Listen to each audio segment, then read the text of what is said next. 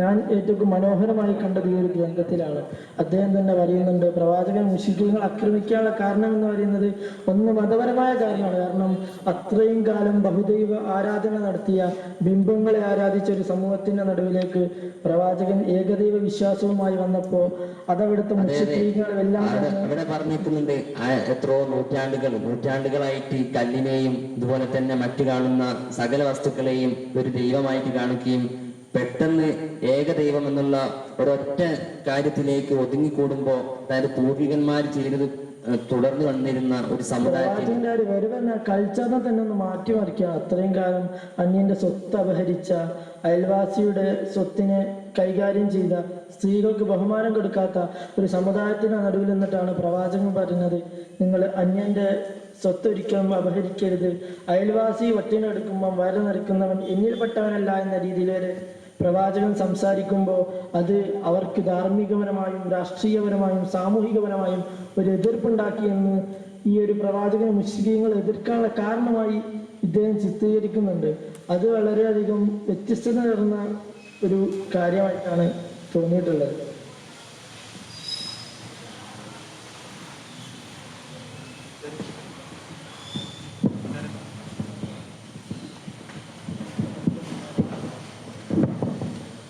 ഇത്തരത്തിലൊരു കാര്യം നമ്മൾ മനസ്സിലാക്കേണ്ടത്, ഹംസ റളിയല്ലാഹു അൻഹു ഇസ്ലാമിലേക്ക് കടന്നു വരുന്ന ഒരു കാര്യമാണ്. ഹംസ റളിയല്ലാഹു എന്ന് പറയുന്നത് മക്കയിൽ അന്ന് അറിയപ്പെട്ട ഒരു വേട്ടക്കാരനായിരുന്നു. അത് ഒരു ധീരനായ ഒരു വ്യക്തിത്വമായിരുന്നു. അങ്ങനെ ഹംസ റളിയല്ലാഹു അൻഹു ഒരിക്കൽ വേട്ടയ്ക്ക് വേണ്ടി പോവുകയും തിരിച്ചു വരുന്ന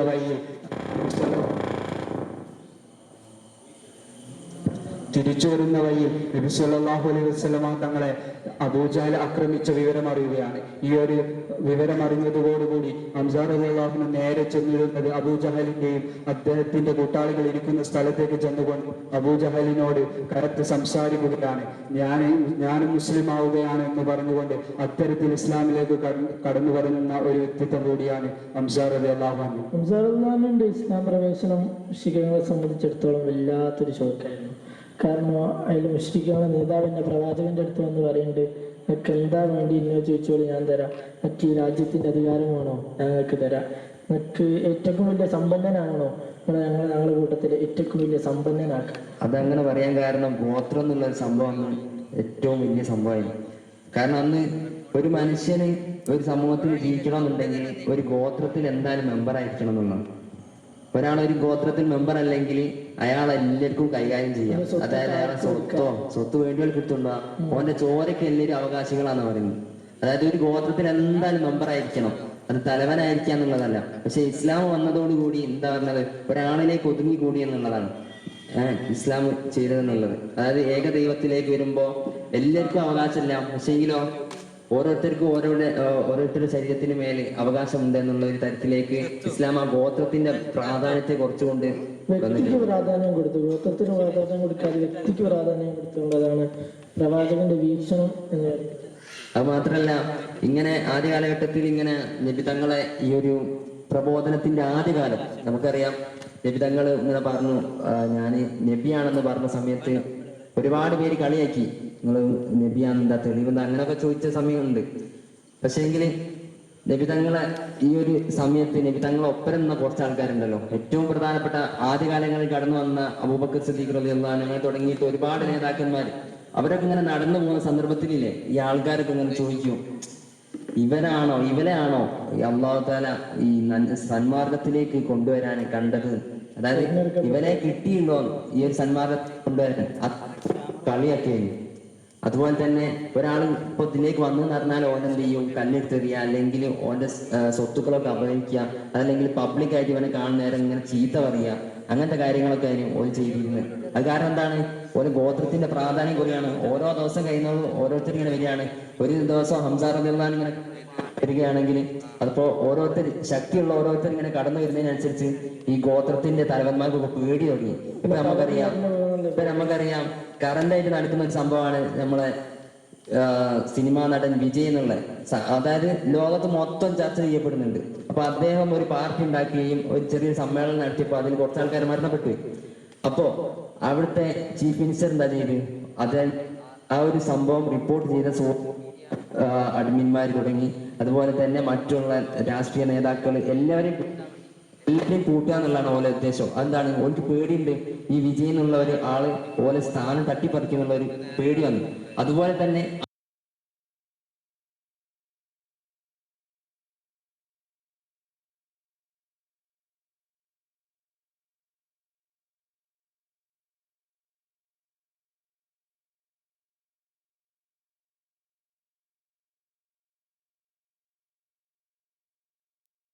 സല്ലല്ലാഹു അലൈഹി വസല്ലമ പട്ടണത്തിലേക്ക് ഇറങ്ങിയ നബിക്ക് സാധനം കൊടുക്കൂല, നബിന്റെ കുടുംബത്തിൽ നിന്ന് ആരെയും കെട്ടിച്ചെടുക്കൂല, നബിന്റെ ആ ഖുറൈശി ഗോത്രത്തിലേക്ക് തന്നെ തിരിച്ചും ആരെയും കെട്ടിക്കൂലുള്ള രീതിയിൽ 3 വർഷം നബിനെ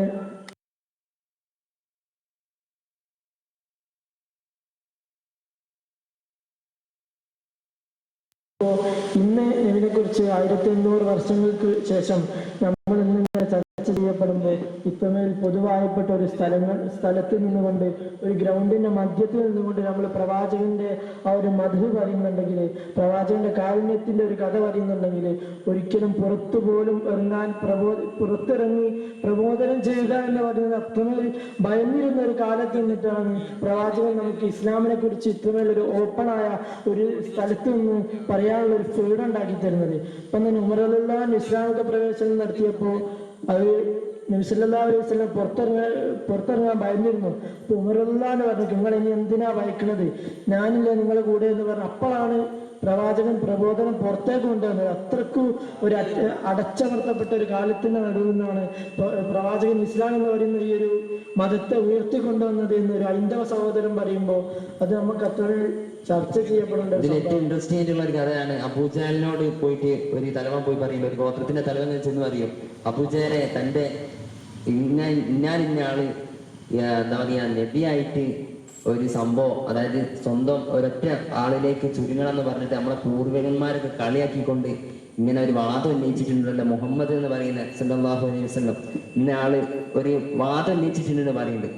അപ്പൊ അബൂജഹൽ എന്താ പറഞ്ഞിട്ട് മറുപടി, അത് വെറുതെ പറയാണ്. കാരണം എന്താന്ന് വെച്ചാല് നമുക്കറിയാം അന്നത്തെ കാലഘട്ടത്തിൽ ഗോത്രങ്ങൾ ഓരോ പവർ തെളിയിക്കാൻ വേണ്ടിയിട്ട് ഒരുപാട് സദ്യകൾ വെക്കും. അതായത് ഏറ്റവും ആഡംബര രൂപത്തിൽ തോന ഭക്ഷണം നൽകുന്നവർ നല്ല ആഡംബര രൂപത്തിൽ ഭക്ഷണം വിളമ്പി കൊടുക്കുക. അതുപോലെ തന്നെ മറ്റേതൊക്കെ രൂപത്തിൽ പന്തയം വെക്കുക, അങ്ങനെ തുടങ്ങിയിട്ടുള്ള എന്തൊക്കെ ചെയ്യാൻ പറ്റുമോ, തന്റെ പവർ മറ്റുള്ളവരുടെ മുന്നിൽ എങ്ങനെ കാണിക്കാൻ പറ്റുമോ അതിനൊക്കെ വേണ്ടിയിട്ട് എന്ത് ചെയ്യാനും ഈ ഗോത്രങ്ങൾ നടത്തേനും.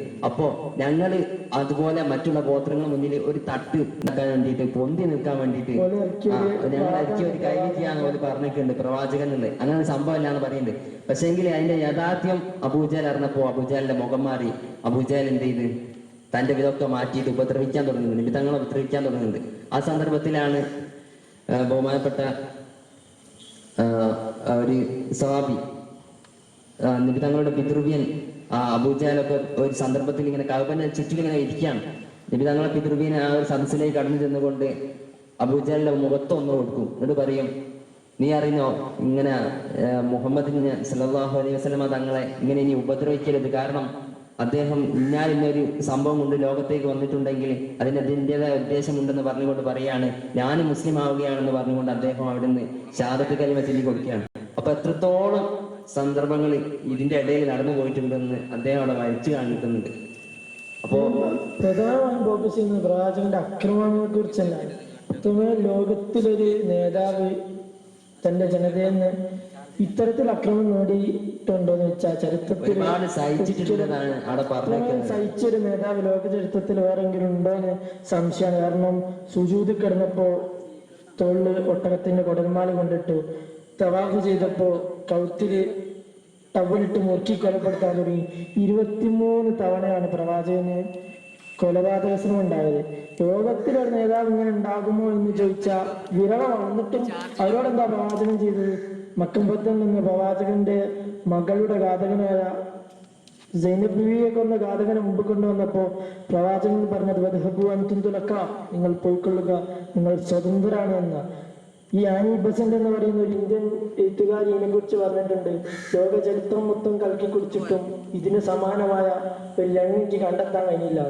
അത്രമേൽ വിജയശ്രീ ലാളിതനായിരിക്കുമ്പോഴും തൻ്റെ മകളെ കൊന്ന ഘാതകന് ഉപാധിയില്ലാതെ മാപ്പ് കൊടുത്ത ലോക ചരിത്രത്തിലെ ഭരണാധികാരികളുടെ മുമ്പിൽ പ്രവാചകൻ ഒന്നാമനാണ് എന്ന് എന്തുകൊണ്ടും ഹൈന്ദവ മതക്കാരടക്കമുള്ള മൈക്കിൾ ജെഹട്ടിനെ പോലെയുള്ള ചിന്തകൾ പറയുമ്പോൾ അത്രയും ഒരു കാരുണ്യത്തിന്റെ മാത്രമല്ല നിബിതങ്ങളുടെ വിജയത്തിന് പിന്നില് നിബിതങ്ങൾ അണി നിന്നിരുന്നത്. അതായത് നിബിതങ്ങളെ പിൻപറ്റി വന്നിരുന്ന മറ്റു നേതാക്കന്മാരെ നമുക്കറിയാം. അബൂബക്കർ സിദ്ദീഖ് റളിയല്ലാഹു അൻഹുവിന്റെ ചരിത്രത്തിലേക്ക് ഒന്ന് നോക്കുകയാണെങ്കിൽ നമുക്ക് കാണാം, അബൂബക്കർ സിദ്ദീഖ് റളിയല്ലാഹു അൻഹു ഇസ്ലാമിലേക്ക് കടന്നു വന്നപ്പോൾ അദ്ദേഹത്തിന്റെ സ്വത്ത് പറഞ്ഞു വെക്കുന്നുണ്ട് 1500 ദിർഹം സ്വത്തായിരുന്നു ഉണ്ടായിരുന്നത്.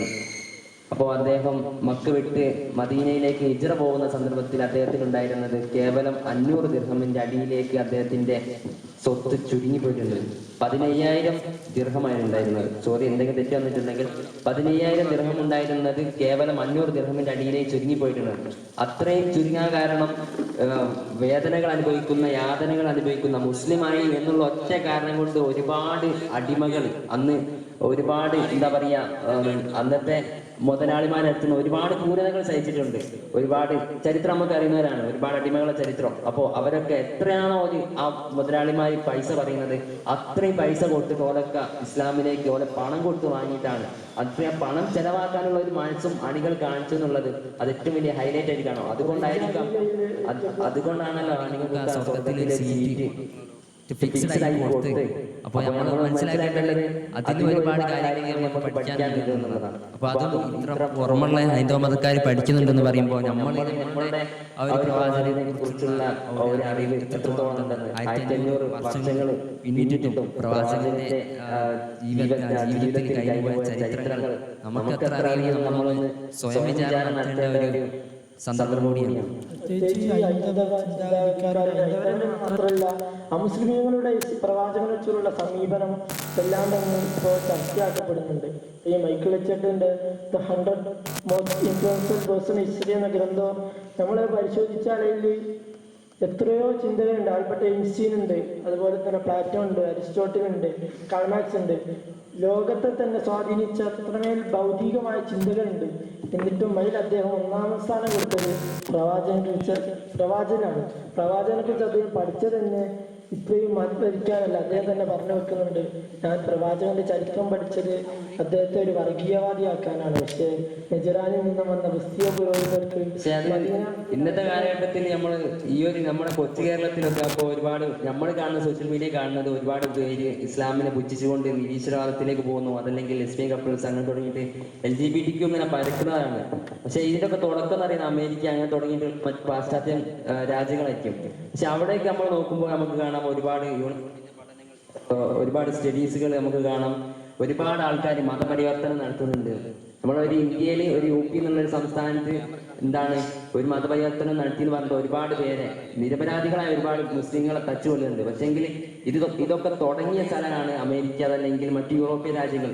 അവിടെ ഒരുപാട് ആൾക്കാർ ഇസ്ലാമിന് കൂട്ടത്തോടെ കടന്നു വരുന്നുണ്ട് എന്നുള്ളതാണ്. നമുക്ക് ഒരുപാട് താരങ്ങൾ യൂട്യൂബിൽ വെറുതെ ചെക്ക് ചെയ്താൽ നമുക്ക് കാണാം. ഒരുപാട് ആൾക്കാർ എന്താണ് ഇസ്ലാമിലേക്ക് കടന്നു വരുന്നു. ഒരുപാട് പേര് എന്നിട്ട് ഖുർആൻ പഠിക്കുന്നു, ഹദീസ് പഠിക്കുന്നു, അങ്ങനെ തുടങ്ങിയിട്ട് ഒരുപാട് ചിത്രങ്ങൾ, ഒരുപാട് കാര്യങ്ങൾ നമ്മളുണ്ട്. അപ്പൊ നമ്മൾ മനസ്സിലാക്കേണ്ടത് ഇതെന്ന് പറയുന്നത് എന്താണ്, പുറമുള്ളവര്, അതായത് തുടക്കം കുറിച്ചോലെ തന്നെ കുറെ ആൾക്കാരൊക്കെ ഇത് മനസ്സിലാക്കാൻ തുടങ്ങി. ഇതിലെന്തോ ഒരു സംഭവം ഉണ്ട്, അല്ലാണ്ട് എല്ലാവരും ഇങ്ങനെ പറഞ്ഞിട്ടില്ല. എല്ലാവരും പറഞ്ഞിട്ട്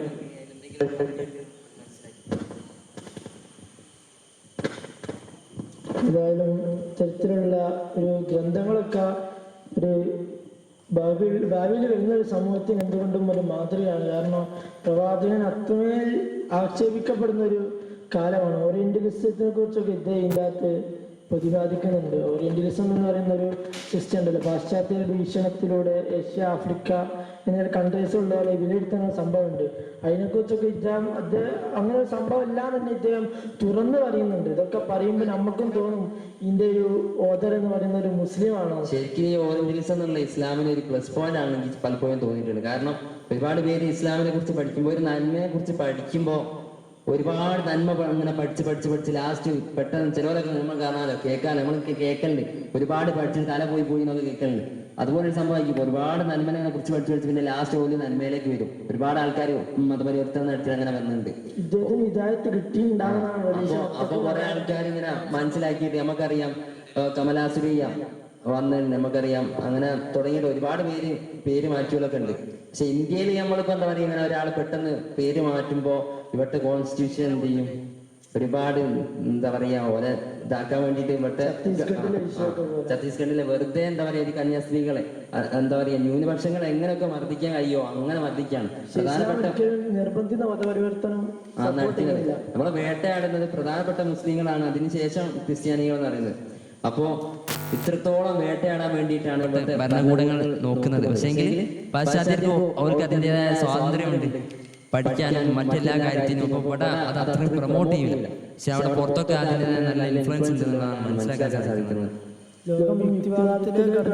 ഇസ്ലാമിന്റെ വളർച്ച ആദ്യനാളാകുമ്പോഴത്തേക്ക് ഹദീസിലെങ്ങാനും എവിടോ കേട്ടതുപോലെ തോന്നി മുസ്ലിങ്ങൾ തന്നെ ആയിരിക്കും. ഇപ്പൊ നമ്മള് ലോക ജനസംഖ്യയിൽ എടുത്തു നോക്കുകയാണെങ്കിൽ 2ാം സ്ഥാനത്ത് മുസ്ലിങ്ങളുണ്ട്. അപ്പൊ കുറച്ചുകൂടി കഴിഞ്ഞാൽ എന്തായാലും ലോക ജനസംഖ്യയിൽ